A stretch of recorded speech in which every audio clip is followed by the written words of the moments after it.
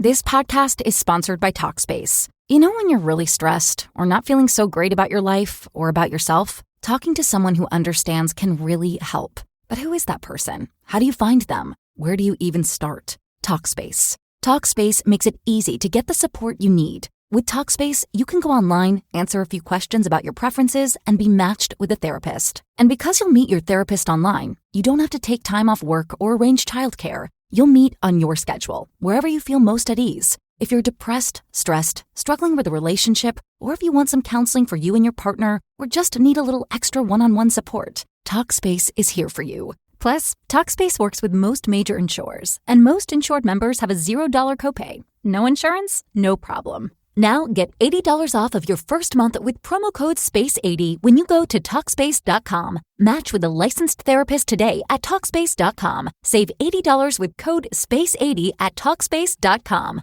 Over the past 75 years, more than 10,000 chemicals have entered our food supply, but the EU allows just 300 additives. At Thrive Market, we prioritize quality, banning over 1,000 ingredients found in conventional grocery stores. Our Healthy Swap scanner helps you find better versions of your pantry essentials without the junk, dyes, or fillers, and everything is delivered right to your doorstep. So shop at a grocery store that actually cares about your health at thrivemarket.com/get-started for 30% off your first order and a free $60 gift. From Hollywood, it's time now for... Johnny Dollar. You are investigate. Hello? What'd you say? Who is this? You are investigate Ricardo Amerigo. Yeah, that's right. I'm investigating the Ricardo Amerigo matter. Who are you? Hello? Hey, listen, do you have some information, a tip on the case? Who are you? Hello? Hello. Hey, what is this, a gag? Yeah. Or is this supposed to be some kind of a cockeyed threat, a warning for me to get off the case? Believe me, this is no gag. Hello? Hello?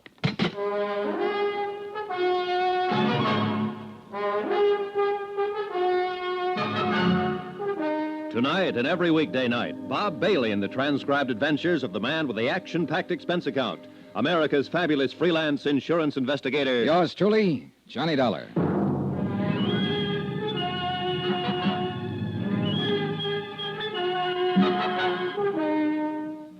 Expense account submitted by Special Investigator Johnny Dollar. Location, Philadelphia, Pennsylvania. To the Philadelphia Mutual Liability and Casualty Company. Following is an accounting of further expenses incurred during my investigation of the Ricardo Amerigo matter.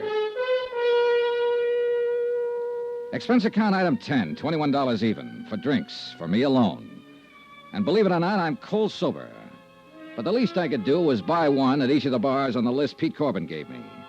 A list of all the places Ricardo Amerigo used to hang out before his disappearance in a South Jersey swamp.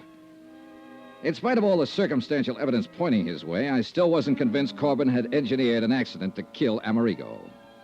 Pete had also given me a list of Amerigo's closest personal friends, 3 of them. I told them I'd see them later. Meanwhile, I hoped to learn something helpful from the places where he apparently spent most of his time during his last few months on this earth. But the result can pretty much be summed up by the last bar on the list, the Hangover Club. There you are. Cost you 80 cents. Here, keep the change. Oh, thanks. Yeah, it's just like I tell you, mister. You come in here, buy a few drinks, sit and drink them, leave. Well, didn't he ever talk to anybody? Not even me. Just sit here and get plastered. Till one of his friends would come in and drag him away. Who? Did you know any of them? Oh, sure. Willie Elliott, saxophone player at the Crystal Room. Oh. Who else? Jerry somebody, fiddle player. Jerry Goldsmith. Yeah, they're on my list. Huh? Anybody else? No. Oh, yeah, wait, sure. His agent, Pete Corbin. Yeah, that's it. Hey, if you knew that, why'd you ask me? I've heard the same thing exactly 20 times so far today. Yeah, well, I'll say this for him. They must have loved Amerigo. They might have fought and argued with him when they caught him in here, but it was all for one thing, to try and straighten him out. But, mister, he was too far in. Yeah. Yeah, shame for a talent like him, concert violinist, to hit the skids the way he'd done, but nobody couldn't seem to help. The story had been exactly the same in every bar on the list. Apparently, the only friends, the only associates that Ricardo Amerigo had were those Pete Corbin had named. Expense account item 11, 110, cab fare to the apartment of William Elliott over on Callowell Street. Same story, No new names of friends or even acquaintances. He and Corbin and Goldsmith and the old English violin maker, Eric Snowden, had known Amerigo for years, good times and bad. Had all tried to help him, straighten him out, were deeply grieved over his death. Item 12-570 cabbed to a suburb called Lanark to see Jerry Goldsmith, where, I'll admit, I expected to get the same story, the same names, no more, no less. This time I took the Amati violin with me.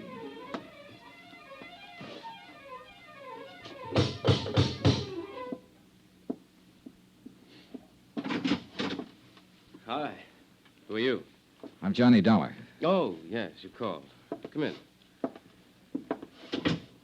Friend of Pete Corbin's, you said. Sit down. Mr. Goldsmith, I'll get right to the point. I'm an insurance investigator, and I came That here... violin case. That looks like Ricardo's. It is. And the Amati? Yes. Oh, thank God. I found it down in the South Jersey swamp where Amerigo's car plunged off the bridge. It had been lying there, hidden by the marche for several days. Is it all right? May I see it? Well, one reason I brought it along was so you could substantiate identification. I make no bones about it, Mr. Dollar. I coveted this violin like nothing else in the world. I've played many fine instruments, Strads, Guarnieri, even this, my Stainer. I see. But Ricardo's Amati, there was something between that violin and myself that could exist for no one else. Not even Ricardo Amerigo when he was at his greatest. And when he started his terrible downfall. You, wanted it even more, huh? Yes, more than anything else in the world. Enough to kill for it? Mr. Dollar, I should kill you for even thinking such a thing. I loved Ricardo. Okay, sorry. The fact remains somebody sawed through a steering arm on his car. I still can't believe that. No one could have killed Ricardo, no one. Only 3 others beside myself even knew Ricardo these past few years. Corbin, Elliot, and Eric Snowden. Pity him, feed him, clothe him, try to fight him away from the liquor that had ruined his brilliant career, yes. Even hate him at times for what he'd done to his life, but murder... I'm sorry. May I? Sure. It, is the Amati. Yes, I know it as well as I know my own. May I play it? Sure.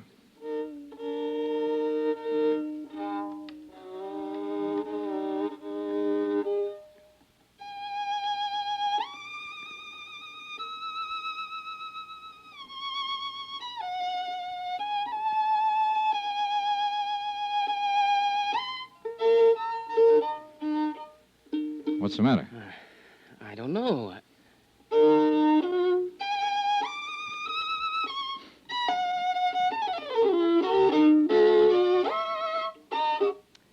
Mr. Dollar, it isn't here. The tone, the brilliance, the response, it isn't here. Something's wrong. You're sure this is the Amati? Oh, of course I'm sure, but something's wrong. Something's happened to it. It isn't the same. Well, you think the dampness of the swamp might have done... No, you can see. It's all right, but it isn't.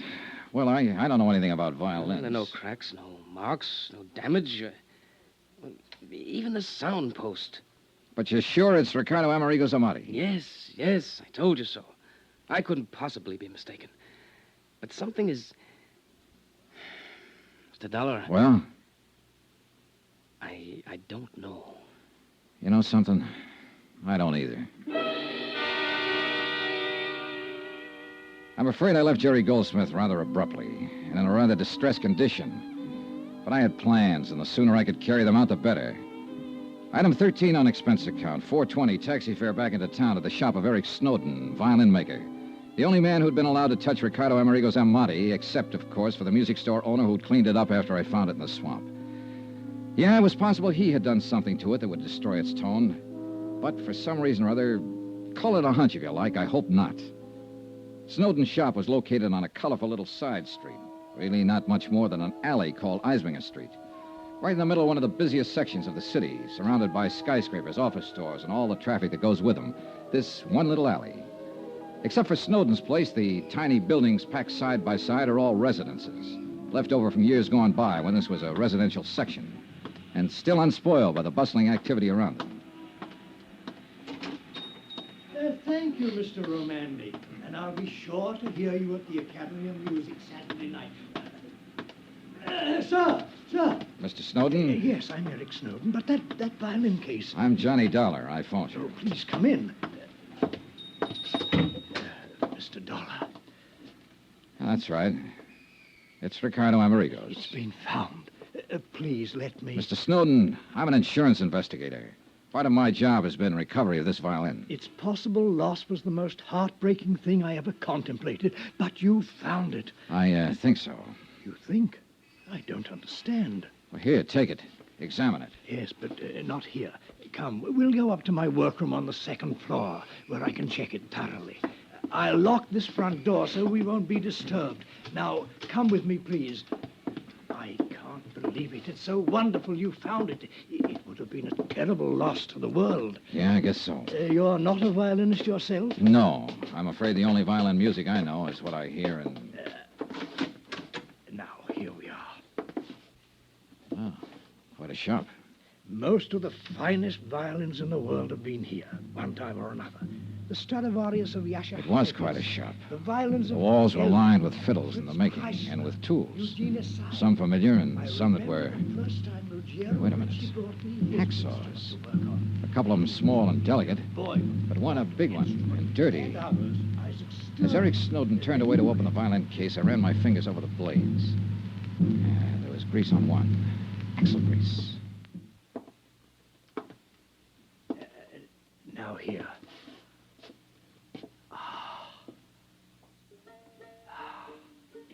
Well, Mr. Snowden? Yes, Mr. Dollar. This is Ricardo Amerigo's violin. You're certain of that? Eh? Do you think that I, of all people, wouldn't know? Mr. Dollar, aside from Ricardo himself, I am the only person who has touched this magnificent instrument for years now. I must confess, I resent your least question of my judgment. All right, I'll be honest with you. I don't pretend to know much about violins, so I had somebody play it a while ago. Sacrilege. All right, be that as it may. It didn't sound to him or even to me like a $30,000 violin. And whom did you permit to lay hands on this priceless instrument? A friend. Should be horsewhipped. Only an artist, a great artist, should be permitted to handle a thing like this. But I suppose you understand that, Mr. Dollar. I don't suppose you... Well, go on. Mr. Dollar, someone has tampered with this. Oh? Of course it doesn't sound right. Did this friend of yours presume to be a violin maker, too? What do you mean? The sound post, the placement of the bridge. Of course it doesn't sound right. Now, why does somebody have to... Do you want to answer that? No, let them wait. This is more important. No wonder you or your friend or anyone else questioned the validity of this instrument. Hey, whoever that is down there, he really wants you. Look here, a simple adjustment here and here. Oh, bother. Go ahead, I'll wait. All right, I shall be right back. It was a quick suspicion when I spotted the hacksaw on the wall, and I couldn't forget the warning over the phone. While Snowden waited on his customer, I poked around the shop some more, looking for goodness knows what. And I found exactly nothing. No doubt Snowden was telling the truth. Until I started to sit down to wait for him, and as I pulled over a stool, I knocked open the door of a cabinet next to his workbench. I started to close it again, and then I saw it. Hanging there on a hook was a violin.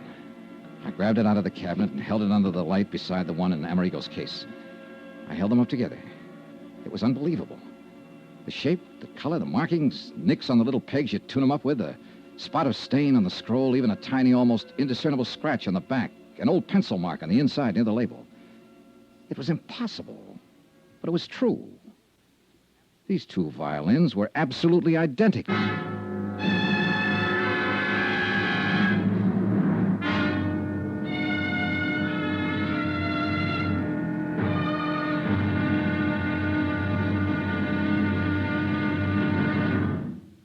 Now, here's our star to tell you about tomorrow's final intriguing episode of this week's story. Tomorrow, well, it's a wind-up.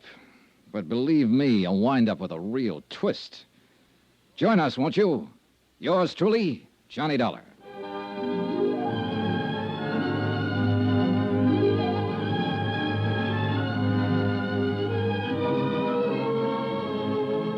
Yours truly, Johnny Dollar, starring Bob Bailey, is transcribed in Hollywood. Written by Sam Dawson, it is produced and directed by Jack Johnstone. Be sure to join us tomorrow night, same time and station, for the next exciting episode of Yours truly, Johnny Dollar. Roy Rowan speaking.